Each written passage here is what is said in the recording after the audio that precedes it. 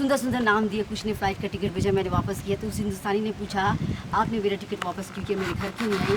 तब मैंने अपने हिंदुस्तानी को जवाब दिया, तुम सब लोग बहुत गंदे हो, मेरी इच्छा तुम सब लोग मर जाओ, दूसरी जब जन्म लोगे तब मैं तुम्हारे घर आऊँगी। इतने प्यार करने वाले हिंदुस्तानी को मैंने इतना गंदा सा जवाब दिया। तो क्यों दिया? क्योंकि मेरे 50 साल की ज़िंदगी मैंने कभी नहीं सोचा कि मेरा आज का जनरेशन मुझे ऐसा हिंदुस्तान दिखाएगा।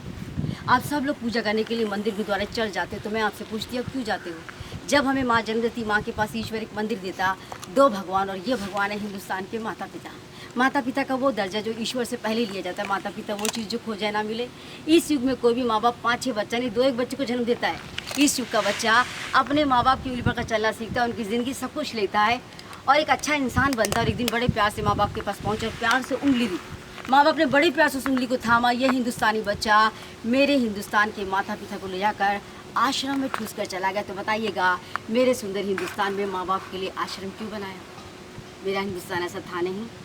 मत दीजिए पैसा, प्यार, सम्मान, एक चीज़ वापस कीजिएगा, वो है उनका छत जिसके नीचे हमें जन्म दिया। उन पर सिर्फ माँ बाप का अधिकार है, किसी और का नहीं। इसलिए ये हक उसे मिलना चाहिए। आप मंदिर की घंटी बजाकर भगवान को करोड़ों रुपये चढ़ाते हो, मगर घर के भगवान का अपमान करते हो। अगर लगता है कि मैं गलत हूँ तो जिस भगवान की पूजा करते हो उस भगवान को धरती पर बुलाइए। जब ईश्वर धरती पर आता है, मैंने जब बुलाया तो मेरा ईश्वर धरती पर ज़रूर आया, क्योंकि मैं उसकी परीक्षा ले रही थी।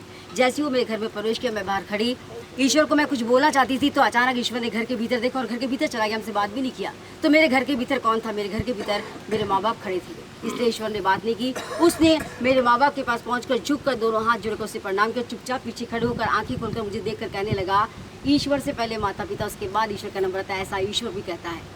हमें जन्म के साथ मृत्यु का अधिकार मिला, हमें यह अधिकार नहीं मिला कि हम अपने माँ बाप को आश्रम में ठूस कर चले जाए। इसलिए आज के जनरेशन के ब्रेन को खोलिएगा, हमारे हिंदुस्तान से आश्रम को मत कीजिएगा। कोशिश कीजिए 100 में से 1 को हम समझा सकें। समझाना मुश्किल काम, मगर कोशिश तो किया जा सकता है। इसलिए कृपया आप सब से रिक्वेस्ट है, हमारे पुराने बच्चे 50 साल पुराना हिंदुस्तान बनाइएगा, नया हिंदुस्तान नहीं।